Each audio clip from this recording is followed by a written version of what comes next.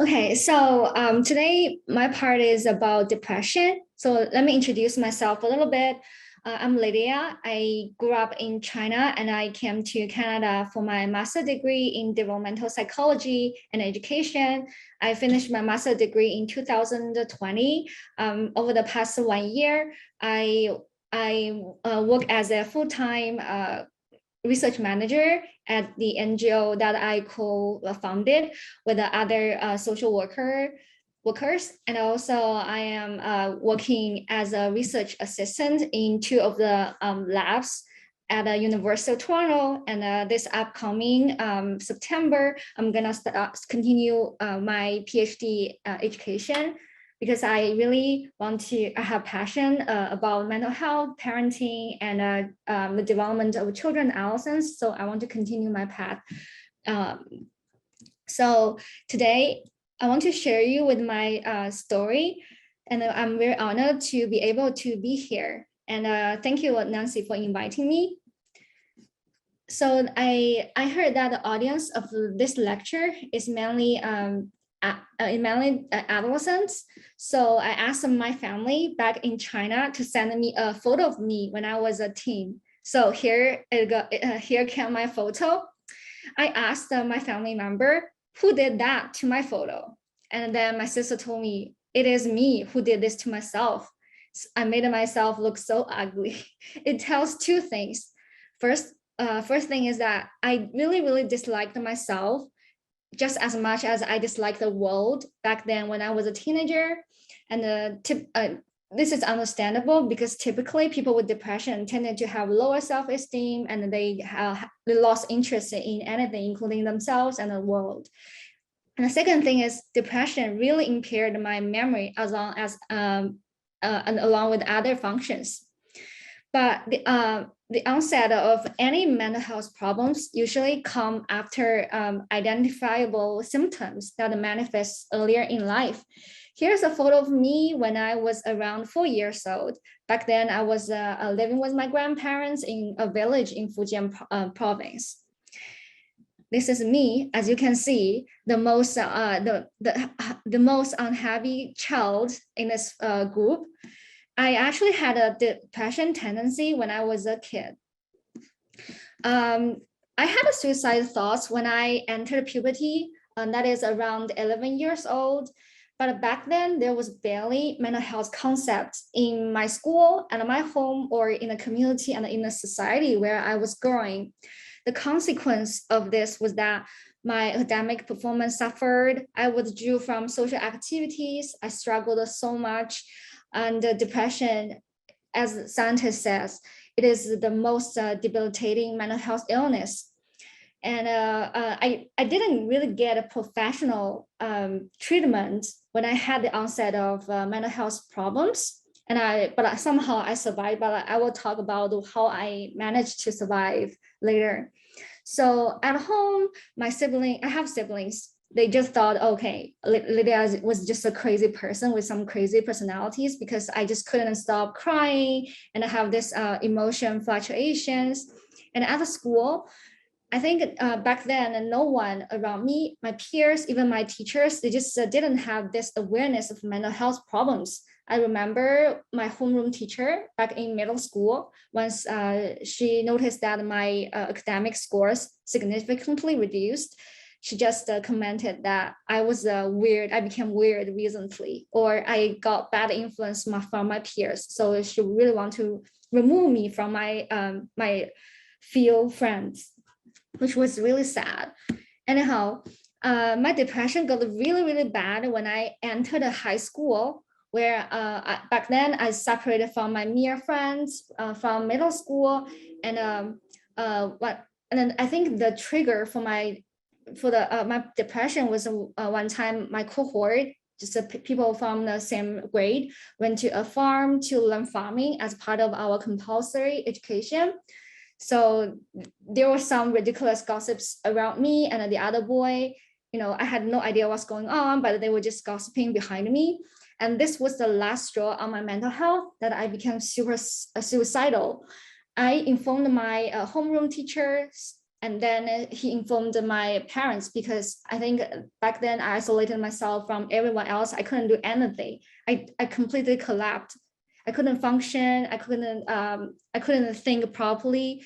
So my teacher didn't talk to me about my struggles or what's really going on with you, but he just informed my parents, and then my parents took me home and took me to a psychiatrist and see a therapist. So I tried to commit suicide twice when I was in high school. It's just it may happen in 1 second. One time on the way that my parents took me from that farm to the psychiatrist, I almost just opened the door of the car and jumped out to the car. But yeah, I hold that thought. And then when I spend time alone one time, I think it's really late at night, and then I texted my only friend, because I feel life was just so miserable. I just feel the only way out for me was just to commit suicide. And then I texted my friend as a way to say goodbye, and she understood me. She comforted me somehow, and she told me, shared me with her experience struggling with depression. I was super surprised when she told me that. Then she managed to hold me back. I was really grateful for her. So yeah, I got 2 friends that really helped me a lot during those difficult times.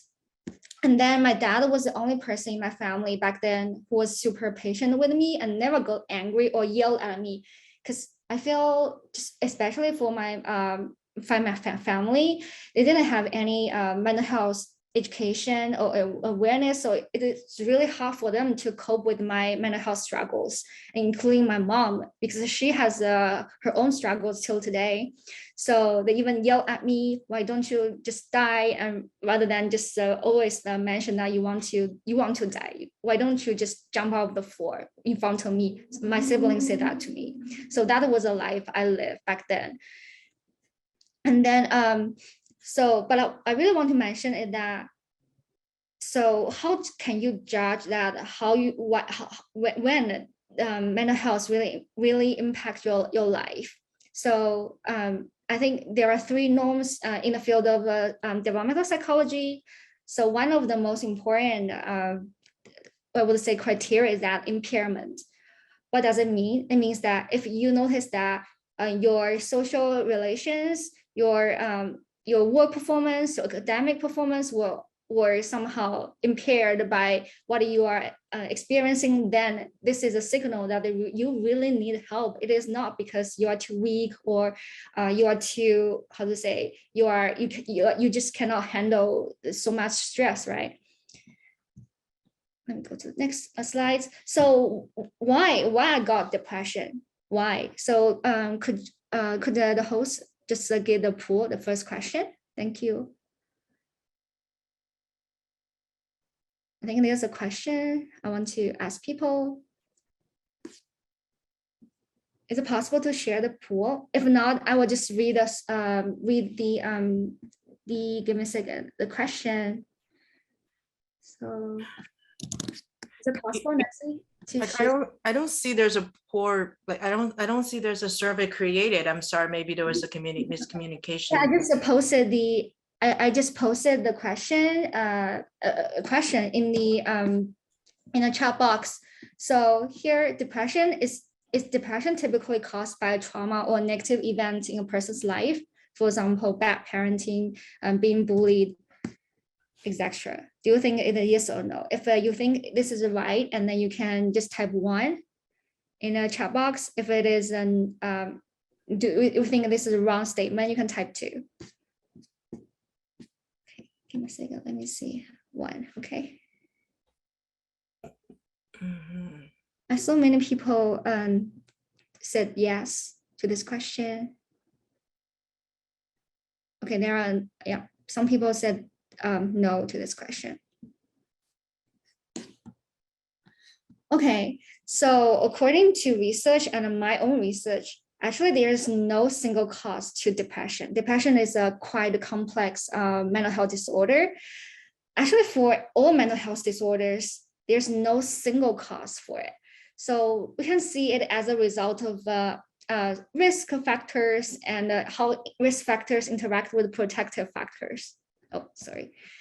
So risk factors means anything that increase your likelihood of developing a mental health problems. For me, for example, I'm born as a very sensitive kid. I'm not sure if you have heard orchid or dandelion kid.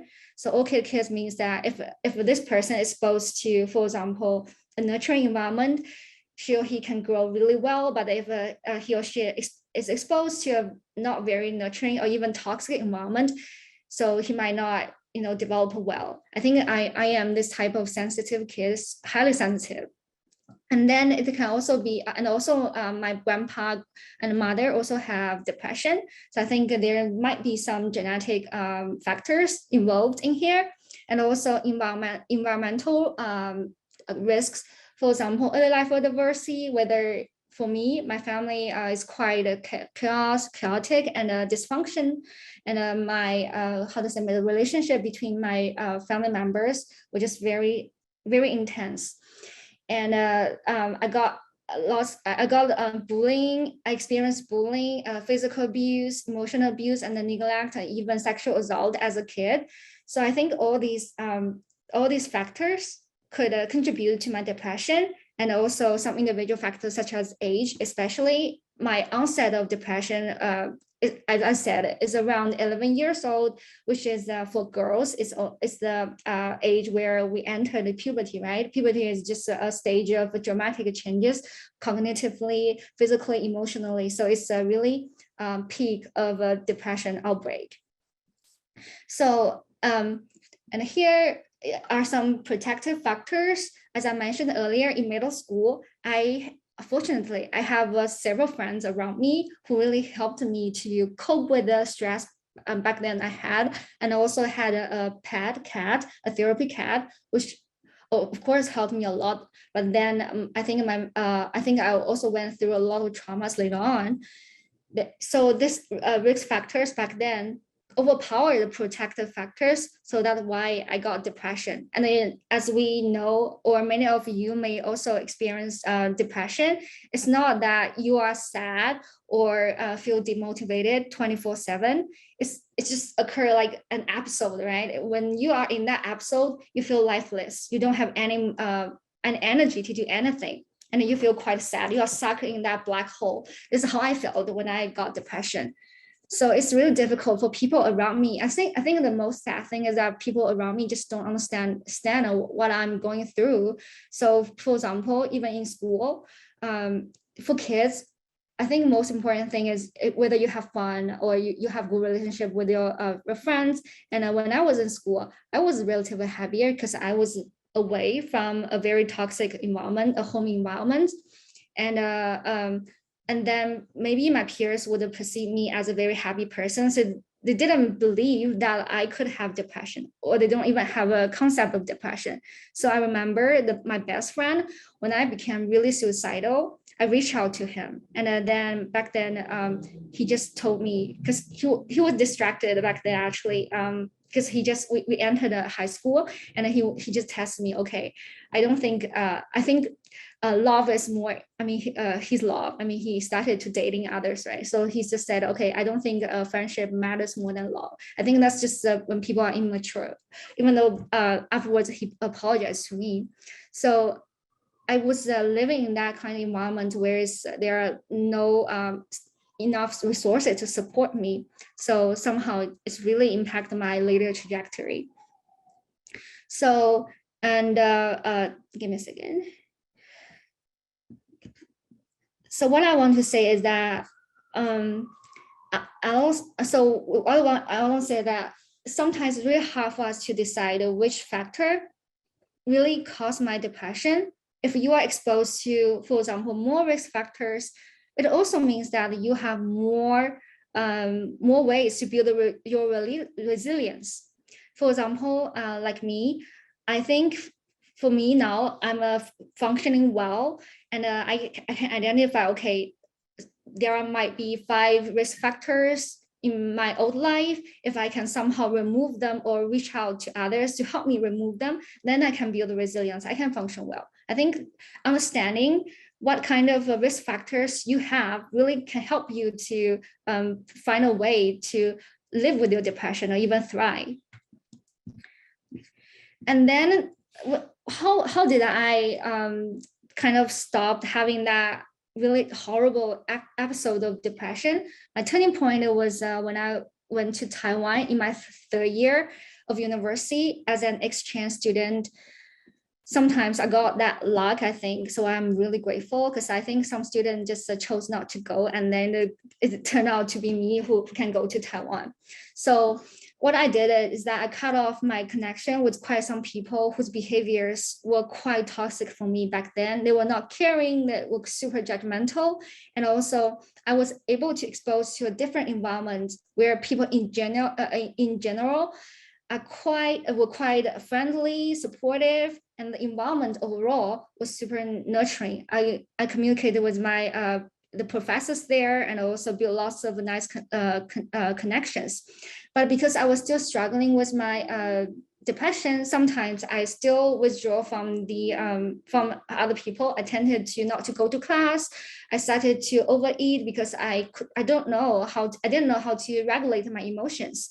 So because back then I wanted to read some self-help books which were available to me at that time. So I learned some tricks. So I started to force myself to join, for example, a cheerleading club where I was able to de-stress. And because I think for people who are depressed, usually we care really a lot about how other people feel and think. So I don't want to let them down because it's a group activity. So they somehow hold me accountable for myself. So I joined the club and I forced myself to go out to socialize with people, even though sometimes my friends in the sports club ask me, Lydia, why do you always look so sad?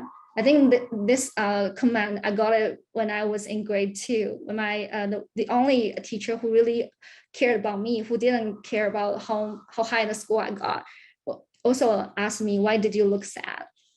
So anyhow, I think, but they were never judgmental. They just kept me a company, and it's quite natural for depressed people to look sad. You know why? Because depression really affects how your facial muscle moves. I remember, so the first time I realized, okay, wow, when I smile, my muscle can really go up. I feel like my muscle can really go up to my temple. It's so flexible. I was so happy. That's how it's a sign of me, just have less severity of depression because I can feel the facial muscle. So by the end, so you can see, this is when I go to Taiwan. This is the photo I took. I barely have photos as a teenager. As I said, those years kind of black out. I just blacked out. And this the only few pictures I took, the style was like this, it was not cheerful. And then by the end of Taiwan, by the end of my stay in Taiwan, and then one time I hang out with my friend, and it was the first time I was able to sleep through the whole night, because I think I experienced lots of side effects of depression, including insomnia. I basically need to wake more than 10 times per night. I had nightmare every single day, and also I cried every. Okay, thank you so much, Nancy. I cried every night.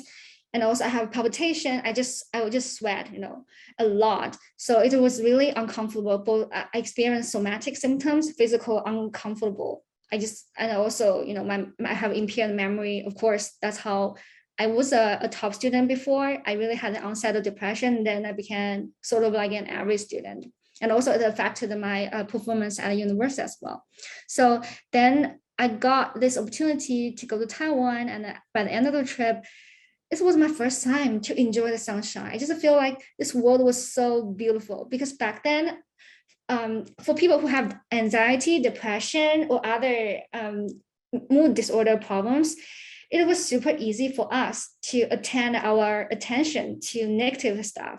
It's just this mechanism, how the mechanism works in our brain. It's not just because we are fragile or because we are too sensitive. So that's the time when I feel, okay, this world was so beautiful. I can feel the wind blowing on my hair and the face. I was so relaxed. It was really, really the first time I was able to feel my smile.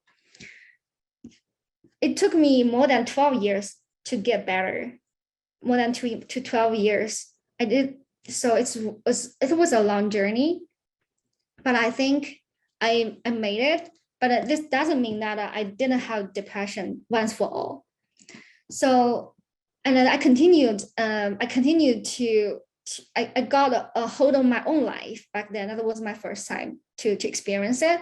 And then I started to travel around the world a little bit after graduating from university, of course. So I actually quit my job and I went to Thailand to a refugee camp at the border of Thailand and Myanmar. I spent 1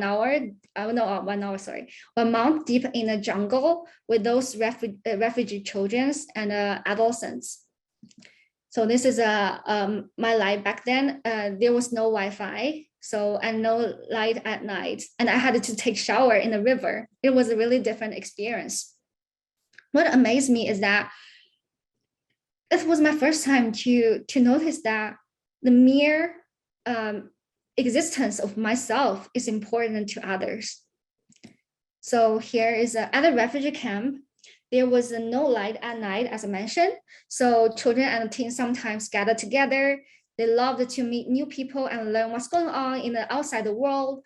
For them, really, the presence of you is a gift because they needed that exposure. They needed to know that people still care for them, so that they can, even though they live in that extreme condition, it's really deep in the jungle and they're really resourceless.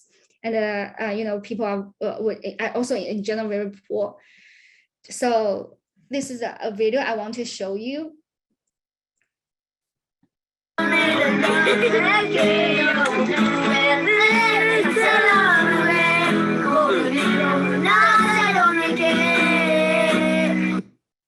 It's a short video. So it was at night. There was no light, and as long as they have a guitar, they were happy. I used my phone as a flashlight, used my phone's flashlight as a stage spotlight. I spent lots of time with them. So I think this was also a very transforming experience for me. Just like I said, you are more important than what you think, especially for people who have depression. Usually we have low self-esteem. We don't feel we are important to anyone or even to the world. Or even we feel that we are a burden to our family or to our friends or to the world. The only way to keep us alive is that because if we commit suicide, it may hurt other people. I think by the end of my talk, I will share you with a very good TED talk. So back then, the resources I can get, a self-help resource I can get was books and also TED talks. I want to share that TED talks with you. It's really inspiring. Let me go to the next slide. So what about now? Have I really recovered from mood disorder? So what I want to say is that I don't think recover is the right word to it. First of all, people who have a history of mood disorder or depression or anxiety, they tend to be more vulnerable to future stressors. So probably I may experience depression again. For example, now when I did my master here in Canada, it was super stressful, and then I also experienced depressive symptoms. But the thing is, I'm learning how to coexisting with depression and how to improve my adaptive coping skills.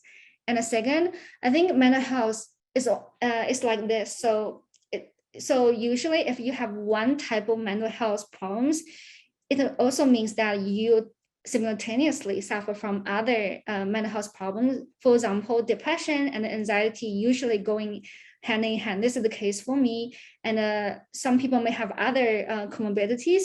So it's really important for a person to see a doctor to diagnose the main mental health disorders, because other mental health disorders might be associated with that symptoms. So I think I had mood dysregulation, which sort of naturally just involved into depression and anxiety.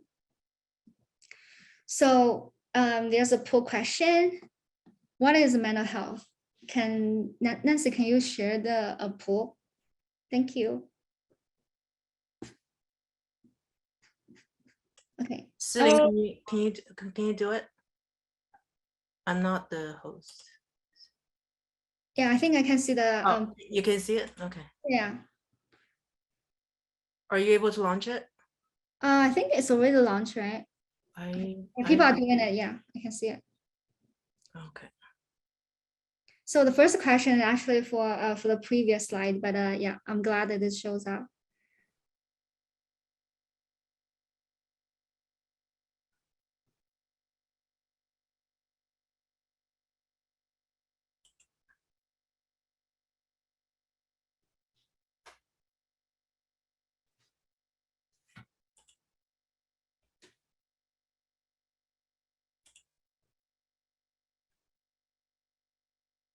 I can see for the first question, most people said yes.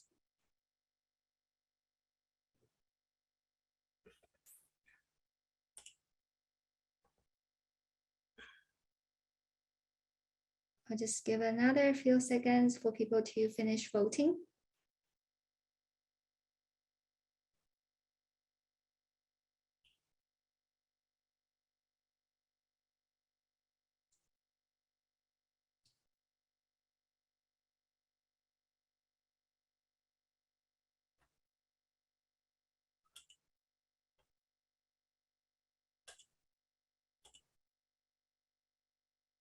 Okay, can everyone see the result of the poll? Oh, it's still ongoing.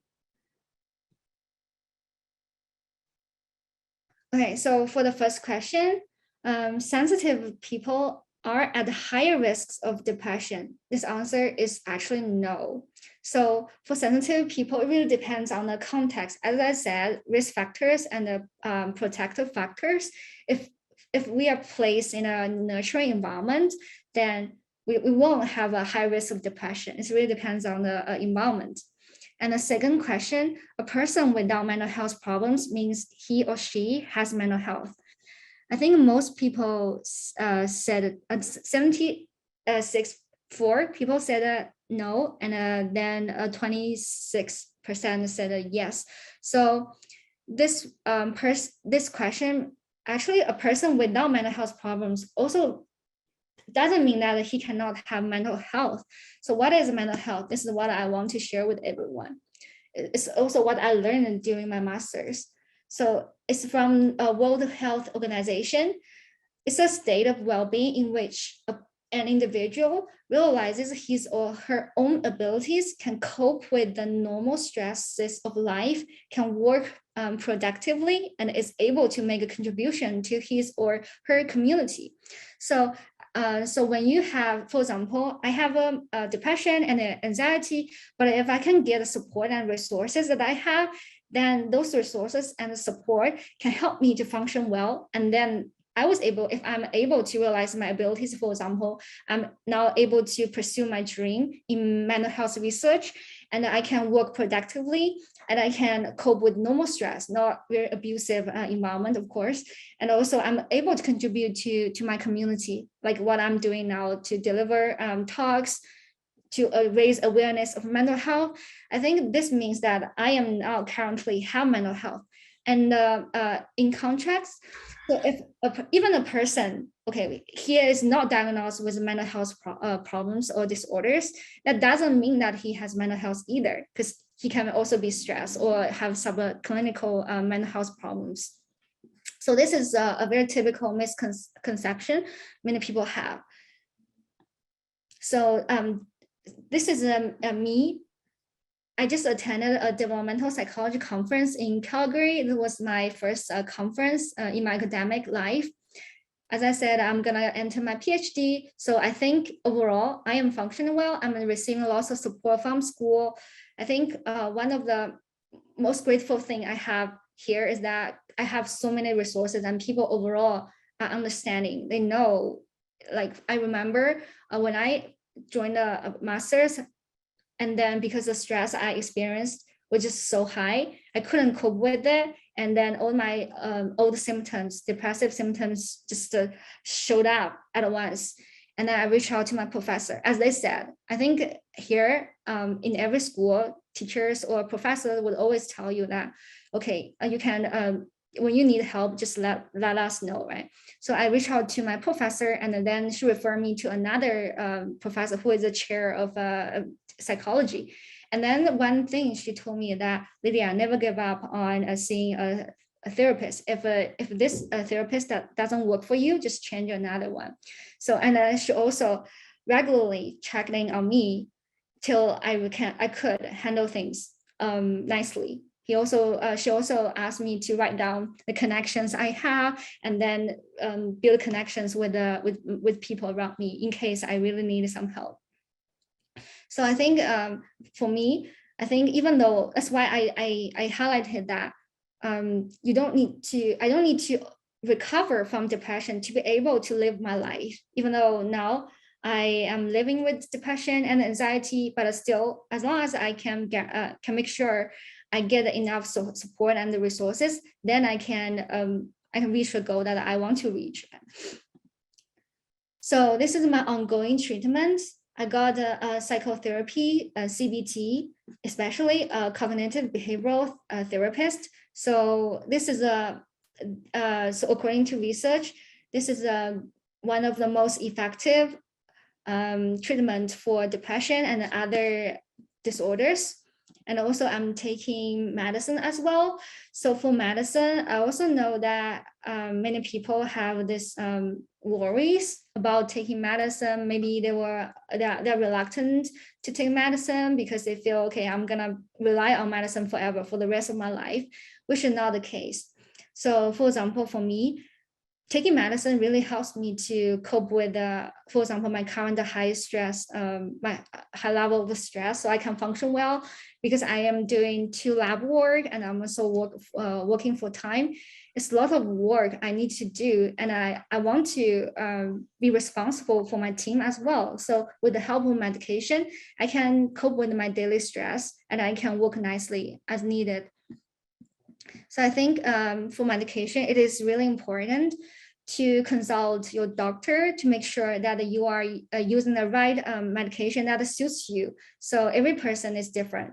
So it's really you need to test medicine out, and including the dosage, and checking with your doctor regularly. This is what I am doing now. I just check in with my doctor regularly if I experience any side effects. And usually for medication, it might take several weeks for your brain to get used to the effect of the medication. And because I'm in psychology field, so I have through my master studies in psychology and research work, I also learned to incorporate self-care practices into my daily routine. I think it's super important to develop toolkits when we feel good, because once you break down, it's really hard for you to, for example, to exercise or do any other things. So I think one of the best advice I got from my therapist that, okay, you have to build your toolkits when you feel good. So when you feel good, just build those routines. So for me, exercise is super important. And so for aerobic exercises is actually a natural medicine for depression. It's not to say that you should only rely on exercise. It really depends on your situation and the severity of your mental health struggles. And apart from professional treatment, you also need to somehow build your own routine, such as exercising, and for me, meditation, yoga, or building a support system with people. Here's an anecdote. So back then, when I was in undergrad, because of depression, I still experienced some depressive symptoms. So it was kind of hard for me to proactively build connections with people. And then my advisor just gave me a task to do. So she asked me to do a network and asked me how many friends I have in Toronto. And then I just, I barely just listed the 2 or 3 people. And then the advisor told me, okay, you have to build connections with the 10 best friends. best friends, plural form, who are in the same city and who can be available to support me. So this is somehow I was kind of pushed to build connections with others, which I really finished the goal. And during the process of revealing my vulnerabilities to others, I build connections with people who are really caring, who are really understanding. And then those people till today are still my good friends here in Toronto. So, and as a student, I also applied for accessibility services from my school. So I think one of the best things that North America has is the resources available. So for schools, they have different services that can help you to cope with your current struggles so you don't need to get an academic penalty, and you can get lots of supports for you to excel at your studies. This is my case. I think it's really hard for me to have this kind of accommodation services back in my home country. So I think if you are from North America, I think you might want to try to make the most of the resources available.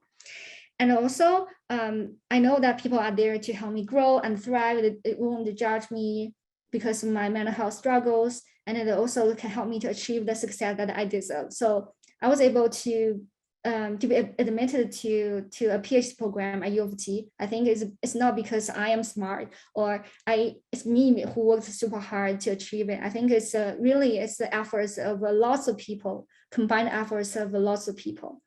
So it is never a battle of your own. United we are stronger. Churchill said this, right? So it's not a battle of one person. And then I think also important to set personal boundaries. We do need to respect our own needs. It's not okay for others to insult or lash out emotions on us, not even your parents, not even your friends, not even your colleagues. I think we have to set our boundary, and it is okay to say no when we are so tired and do not want to go outside, right? All we need to learn is how to be skillful to set good personal boundaries. And here's another story. So I couldn't handle movies. I'm not sure if anyone watched the movie Joker. So I couldn't handle that type of a movie. So though my friend told me, so hang on, you can try to push yourself to finish watching it. I just couldn't, because I know my limits. I won't push myself too far that I couldn't handle, and that triggered my another episode of depression. So I need to take my time to slowly build all those skills and coping skills or regulation skills. And also just constantly have this checklist. We have to have good sleep, meditate, or read books, even eat healthy. I think because of depression, I learned to be more sensitive or more aware of what's going on around me or even within me. I know the signals that, okay, Lydia, you need to take a break. I think this is something that I learned during my journey to cope with depression. I believe lots of you are also experiencing this kind of experiences. So, and then also there's another thing. I really like the words from Mr. Rogers. He said that when I was a boy and I would see scary things in the news, my mother would say to me, look for the helpers. We'll always find people who are helping. It was super easy for people with depression or other mental health disorders to attend to, like I said before, to negative things. And we might even be attracted by sad people, for example. The world seemed to be full of problems, miseries, wars, conflicts. And you always ask, like me, when I was a teenager, I would ask myself, what's worth living for? This world is just so shitty, but it is actually not. You see, if you focus on people who are helping, and you can join them. So I think there's something that is really inspiring, and that motivates me to I don't want lots of people to experience what I have experienced as a kid, as a teenager. I really want to help them. And I think somehow we can turn those negative experiences, though unfortunately we experience them, which is it's not something that we are proud of those negative experience, but whatever comes in our way, I think we can, this is also, I think the benefits of a cognitive behavioral therapy, they help you to look at things from a different perspective and help you to build a more constructive life. And then here are some advices, not advices, but some sentences that really inspired me when I was struggling with my depression, and I got this advice from others as well. So the first one is, help is available for those who are able to reach out, especially for adolescents. So for adolescents or kids, caregivers, schools, and communities should shoulder the major responsibilities of their mental health. And as I said, you don't need to struggle with the depression alone. And North America does have a better awareness of mental health problems and abundant resources to support people. But I want to mention that reach out to the right person. By right, I mean people who are caring, who have mental health awareness, who are professional. And for parents, because if your kids are struggling with mental health, it is equally important for you you might want to join workshops, improve your knowledge and the skills so that you can be more helpful for your kids. And the last advice I want to give is, this is a quote from Anxiety and Depression Association of America. This says, "You live your life and thrive before depression and anxiety go away." I have lots of friends who are in their PhD programs who are also struggling with the other types of mental health struggles, including ADHD, including head trauma, but they are still trying their best. They are still thriving. Even better, they are even functioning better than lots of people in their life. So just keep in mind, there are opportunities for you to live your life and thrive, even now you are struggling with your depression, as long as you continue to learn how to build adaptive coping skills. Thank you. That's the end of my presentation. Okay, thank you, Lydia. Thank you for your presentation. Okay, so it's my turn. Okay, you can see my screen. So my name is Nancy, and I have bipolar disorder. It's a much more serious mental illness compared to anxiety or depression, in a way that at one point in my life it was unbearable and I had no choice but try to end my life. So I actually took that extra step to so my symptoms was terrible. So anyway, so I'm going to share my journey, and it could be a little triggering for some people because it's very intense, but I just want to assure you that the story has a happy ending. I'm doing very well right now. So my story started from the very beginning, like Lydia. I was born as a very neurotic, very sensitive, anxious person. And this would be a very typical baby photo of mine. And you can see I have this anxious expression on my face, and perhaps 80% of my baby photos look like that. So my parents would describe me as very hard to take care of, especially during sleep time.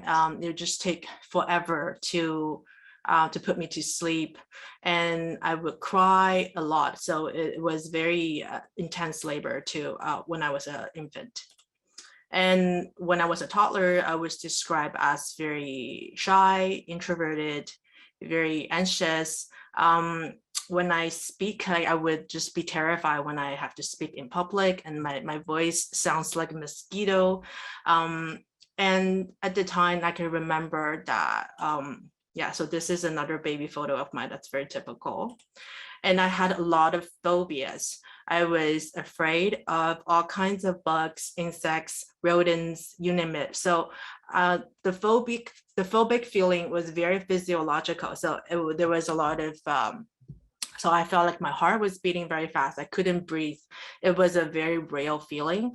I didn't know if I was different from anybody else, because that was how I remember being a human since from the very beginning. I had no comparison in terms of how a mentally healthy person would feel like.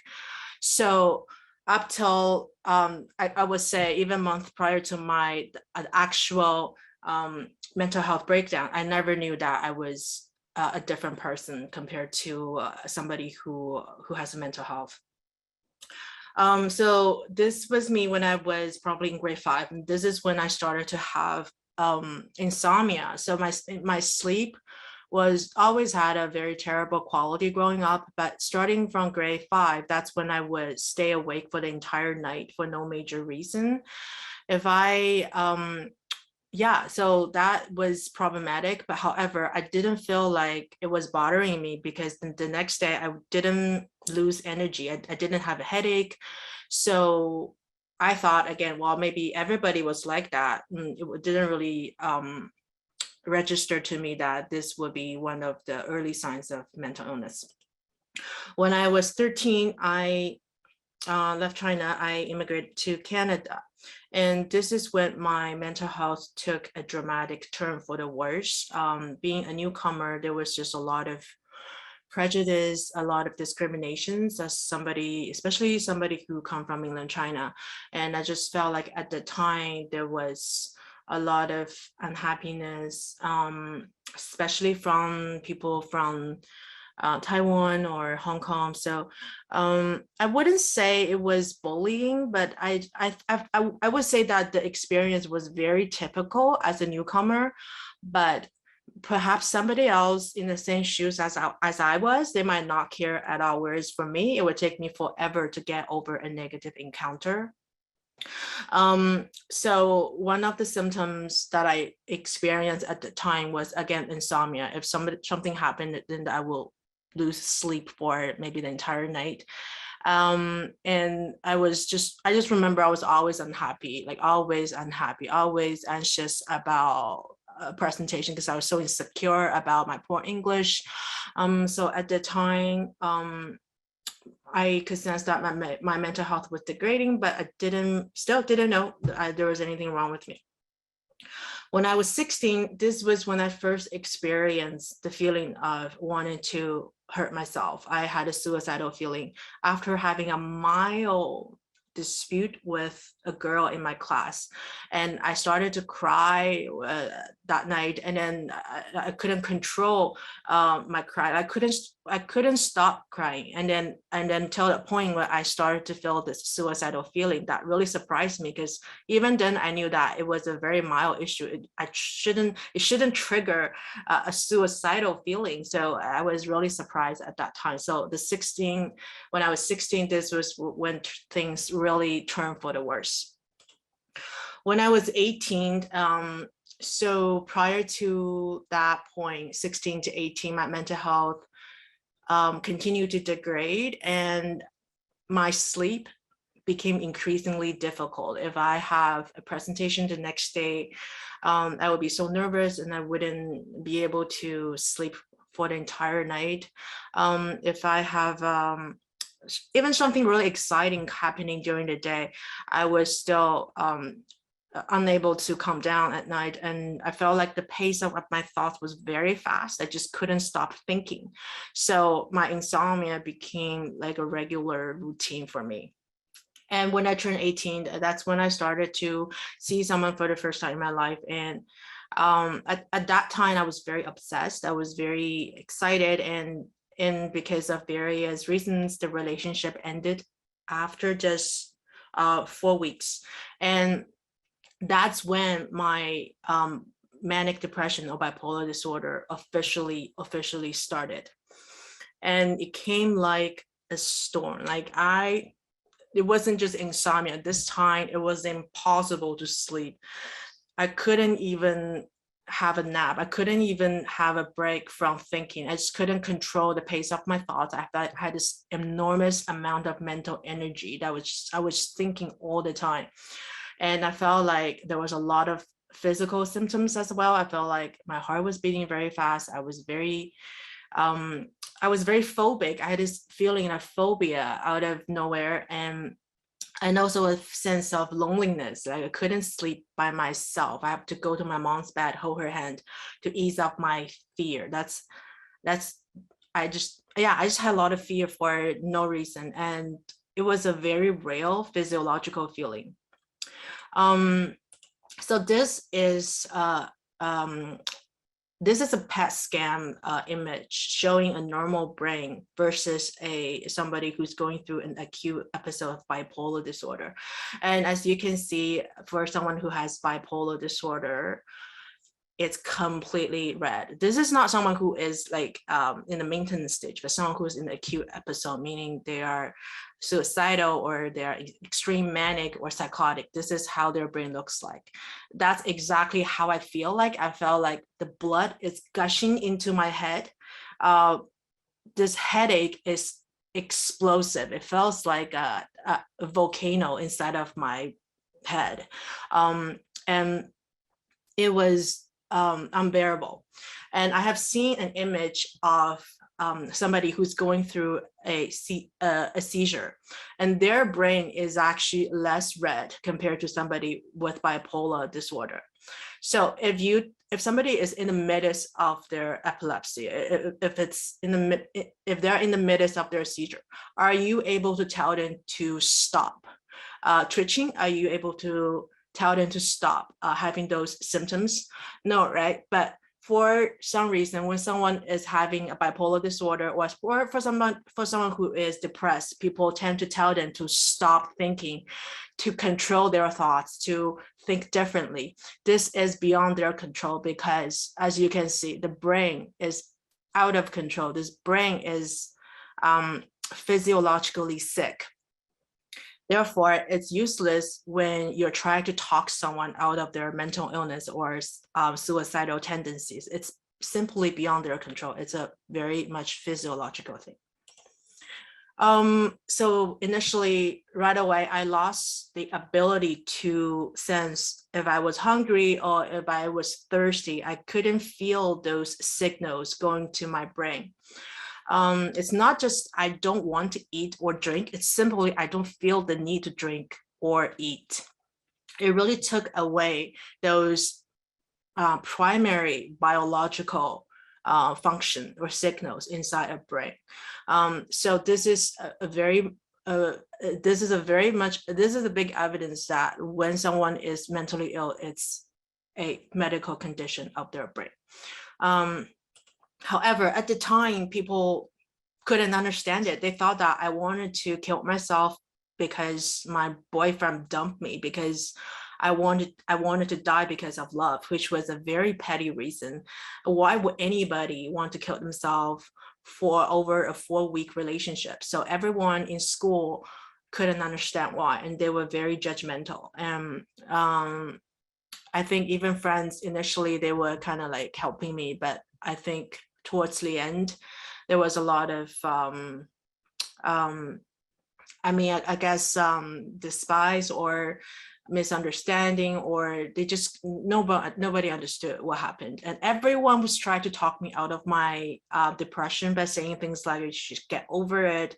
You're only 18, you can find somebody new. So everybody was trying to concentrate on this breakup. They thought that if I wanted to die because my relationship was over, which, at the time, I really didn't know what was wrong with me. Like I didn't know why I was suicidal or depressed. I had zero knowledge about mental illness at the time.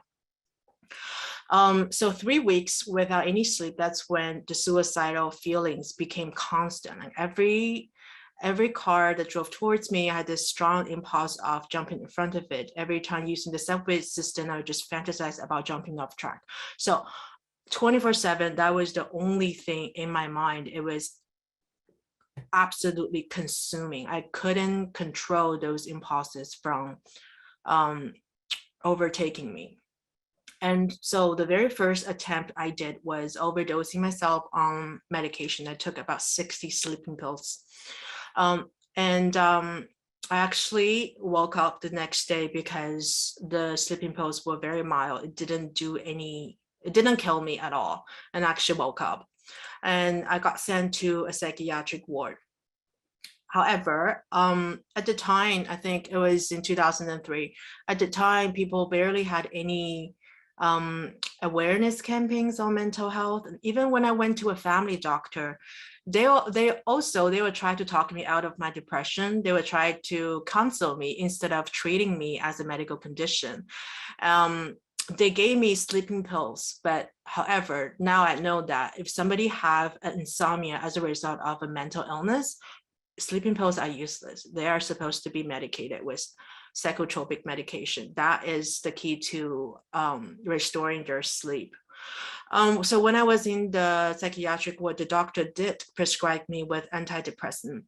However, perhaps I was just like too crazy to understand anything, but I don't remember he ever told me about the importance of taking medication or staying on medication, because for any types of psychotropic medication, it would take at least 3 weeks to kick in. So I went home after 3 days. Normally, if you are in a psychiatric facility, it's better to stay there for at least 2 or 3 weeks before the medication kicks in. It's better that you stay there and you're protected and you're monitored. However, I think my parents, that they were just so broken. They wanted to see me home. They couldn't stand me in a psych ward. And they were saying that in a psych ward, you will be affected by other patients who have a mental health challenge. You will be equally insane. So all of those stigmas or misconceptions really prevented me from access the right type of help and treatment. And because of lack knowledge, I think what happened next was very unfortunate.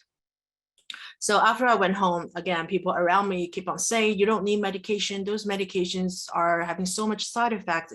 It's going to mess you up even more. You just have to be strong.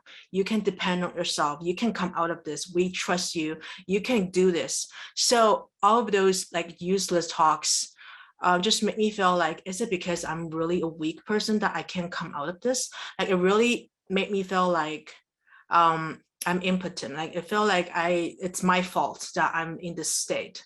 And I knew so well that there's nothing I could do to help me not having those suicidal feelings, because they literally feels like a biological need. The need to die was more powerful than our need for food and water. And it's like somebody who's missing in the desert for like a few days. All they can think about is food and water. So this is how suicidal feeling feels like.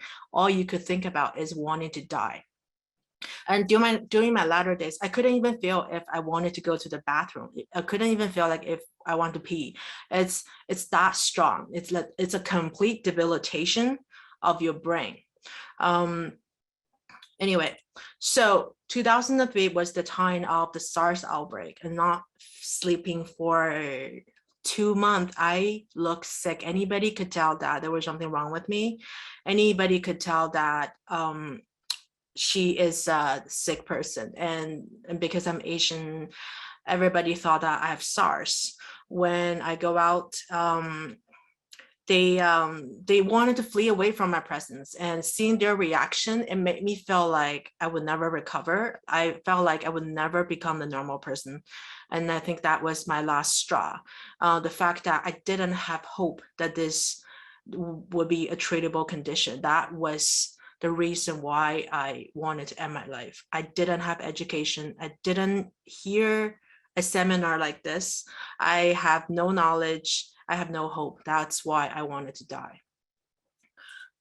During my most terrible period, I even thought about hurting my parents, because first of all, I was not capable of loving them anymore. I didn't have any of those primary emotions as a human being.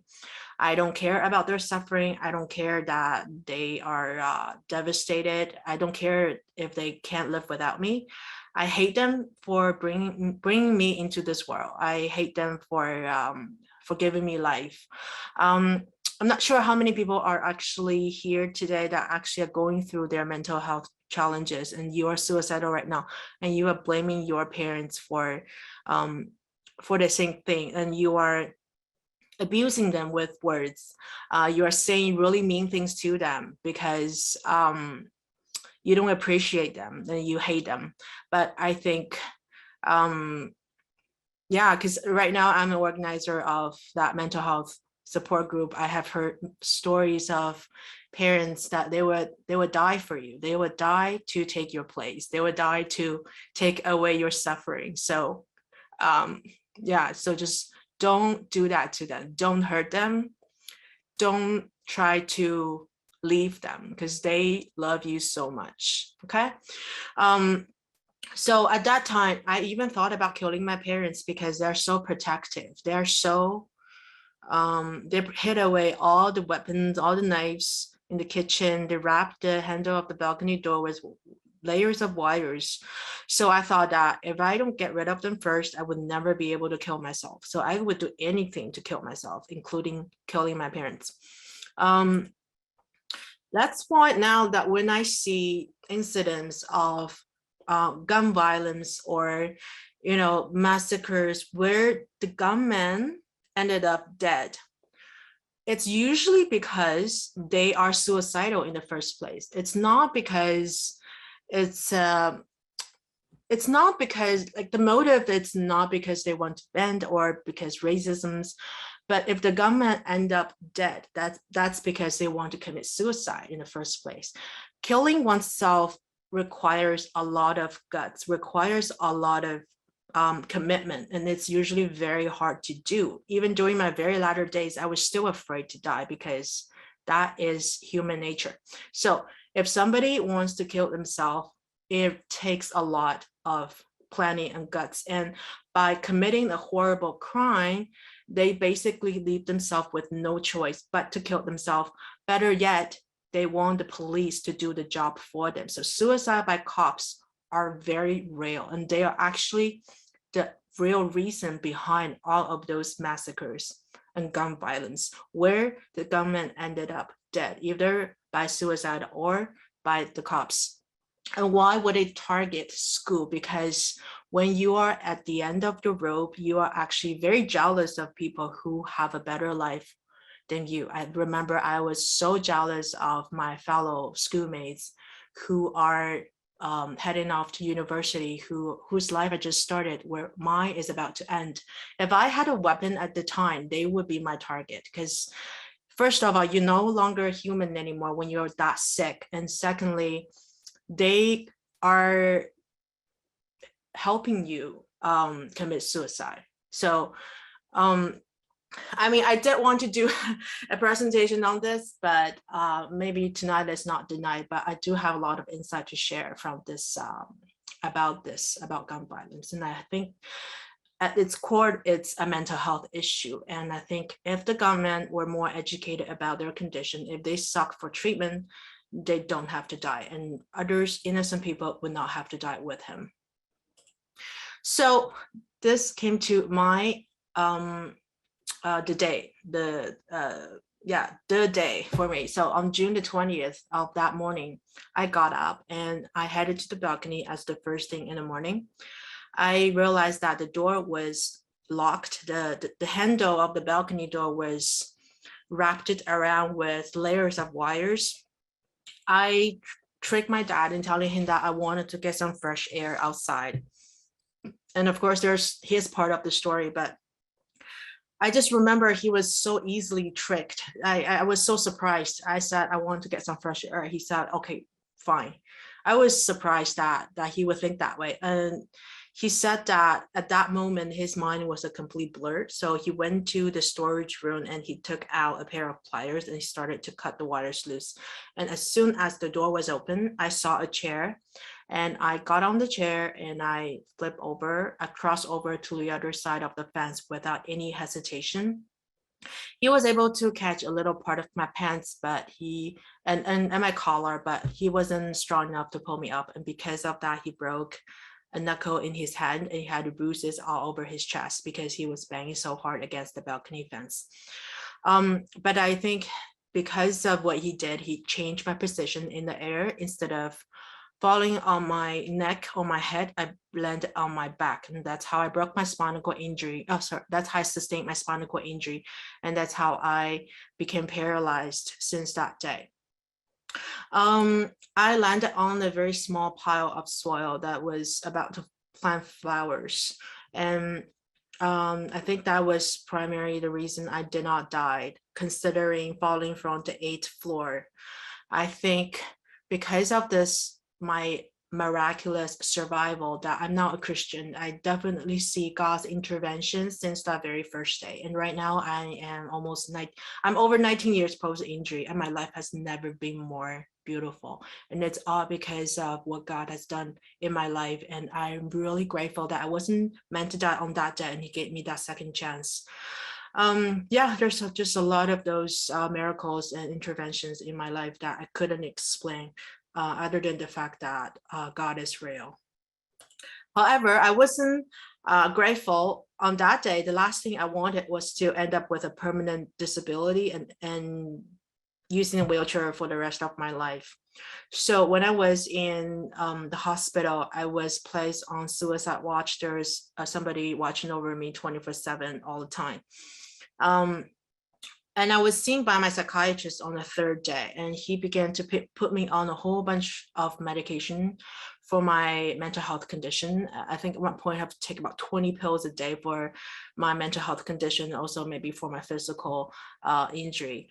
And the amazing thing was I started to sleep after about 3 weeks being on the medication. And prior to that point, I wasn't able to sleep for 2 months.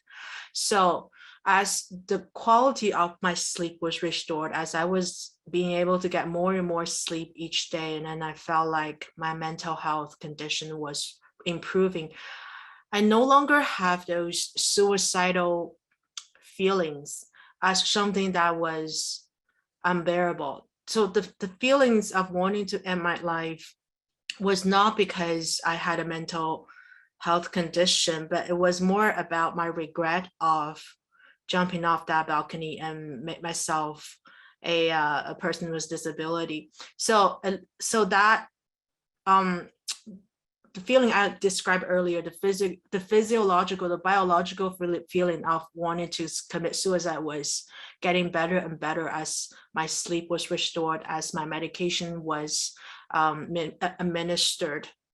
So by the time I was out of the hospital, I realized that had I been treated in time, had I been medicated in time, I would never have jumped. I would still be able to walk today. If I knew more, if I knew then what I know now about mental illness, I would be in a very different place. This is why it's very important to have educational seminars like this, because people need to know that this is a medical condition that is treatable. If you are someone who's suffering depression and is suicidal right now, you have to know that this is a very temporary feeling and you need to seek for treatment, and treatment is effective. So this is me 4 months post-injury. I had already put up a baby about like 40-50 pounds in 3 months, just because of the fact that I wasn't moving, and also because the side effect of my medication kicked in very fast. I started to crave for all kinds of food, and my parents, they tried to comfort me, so they bought everything I wanted. So I put on a lot of weight. I couldn't even recognize myself in the mirror. So when I'm using the bathroom sink, I don't even dare looking up. I don't want to look at myself in the mirror. I can't recognize myself. I don't think that at that time, I don't think I would ever overcome this regret of hurting myself permanently. And at the same time, I'm suffering from my spinal cord injury. It's not just paralysis, but a spinal cord injury can affect somebody's bowel and bladder function. And neuropathic pain is terrible. For the first 2 years, I couldn't even sleep at night just because of how painful my bodies are. So I have to be placed on strong painkillers. And so there's also the physical aspect of my suicide attempt that is reversible and irreversible. And on top of that, my mental illness was still very bad for the next 4 years. So this was me about 1 year post-injury. As you can see, I put on so much weight because of the side effects of my medication that really boost up my appetite, and also not being able to walk. I have no way to exercise or lose those weights. I was extremely lonely. My dog was my only friend at the time. I love him so much. I miss him so much. And also, I think at the time I became a new Christian. So my faith in God and my brothers and sisters from church, they were my only source of comfort and companionship. I'm really grateful for their presence. But when I went back to university, it was just really hard facing people from my high school. People knew about my past, people who knew what happened to me. I was just extremely ashamed about what happened to myself. So that was on top of my mental illness. There's a lot of those psychological trauma, psychological depression as well. In 2006, I was formally diagnosed with bipolar disorder. And bipolar disorder, I was actually misdiagnosed in the beginning. So I was on the wrong medication for 3 years. That's how my bipolar disorder came back for the second time. About 60% of the people with bipolar disorder are misdiagnosed in the beginning for major depression. That's why being on the right medication is the key to recovery. Not being on the right medication, it would just trigger another episode from coming back. Okay, so after the right diagnosis, I was placed on this medication for bipolar disorder. However, this medication has so much side effects. Beside the fact that my weight was still out of control, I developed terrible acne. My face was disfigured. Like if I go out in the public, people will actually be scared to see my face just because just how much damage the medication is doing on my skin. The side effects was unbearable.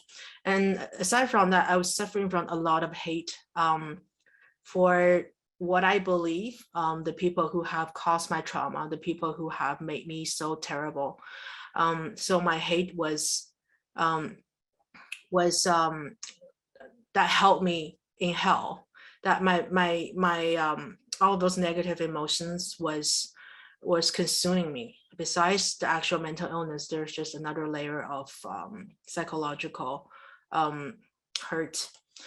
So one time I remember I wanted to end my life again, and this time we were living on the 14th floor, so I knew that if I died, I would be died.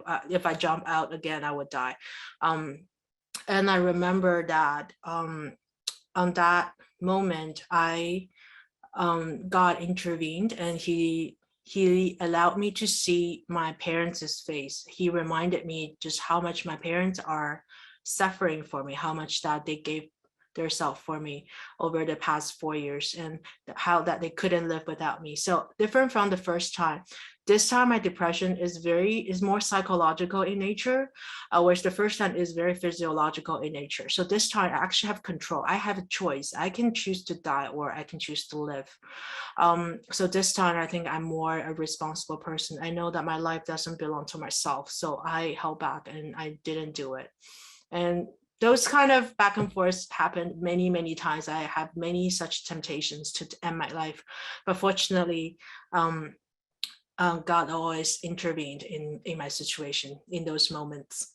So in 2007, my psychiatrist put me on a new medication for my bipolar disorder, and this medication is actually a primary treatment for epilepsy. So the medication is called Epival, and I remember that when I took this medication for a couple months, and I woke up one day just feeling like a completely different person. I couldn't explain why. I just felt like I was different on that day, and I never experienced my inner state in such peaceful and happy way. I never, the experience of being human is very different compared to the first 22 years of my life. It was amazing, and I never looked back since that day. It felt like I woke up from a very long sleep, and this time I finally know how it feels like to be a mentally healthy person, whereas I never knew before my medication was right. So for the next little while, I actually lost a lot of weight in just maybe 4 or 5 months, and I was able to restore my physical health overall. And as I lost weight, as my physical health improved, I felt like my mental health just went up to another level. So mental health is very much a part of our physical well-being. Our brain's health really depending on the health of the rest of our body. So if we do exercise, if we eat healthier, our mental health will also improve at the same time. So in 2011, I graduated with a psychology degree from University of Toronto. And I'm just like really grateful that I don't think I missed too much in life, even though there was 4 years I was still very struggling, but I don't think I missed that much.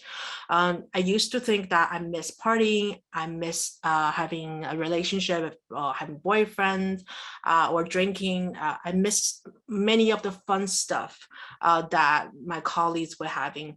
But now I look back, I don't think those things were healthy for me. I don't think those things would give me actual happiness. Instead, it might make me regret later on. So I'm really grateful that my physical health, my physical disability actually prevented me from becoming a more wild person or a more promiscuous person. So my physical disability actually protected me from all of those temptations that every young person would have to face. So I don't think I missed much. I'm really grateful. So over those the past 19 years, I traveled the world in my wheelchair. I did things I never thought would be possible again. I never thought I would ever be happy again.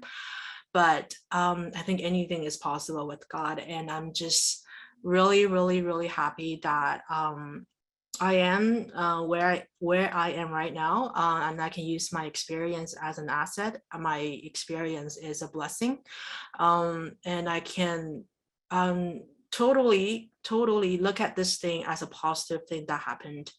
And many beautiful things came out of it as a result of my jumps. Therefore, I don't have any regret over it. So my last message for you guys is, first of all, mental illness is a treatable medical condition. It's an illness with our brain, just like an illness with other parts of our body, our organs in our body. So having medication is the most effective treatment, at least in my case. Having the right medication and staying on the right medication for life is the key to my mental health maintenance. Right now, I'm still taking Epival and another medication called Xia, and I don't have any side effects, to be honest. And I've been on those medications since 2007, and I will take them for the rest of my life without complaint, with gladness, because they are the key to my mental health well-being. Nothing is more important than that.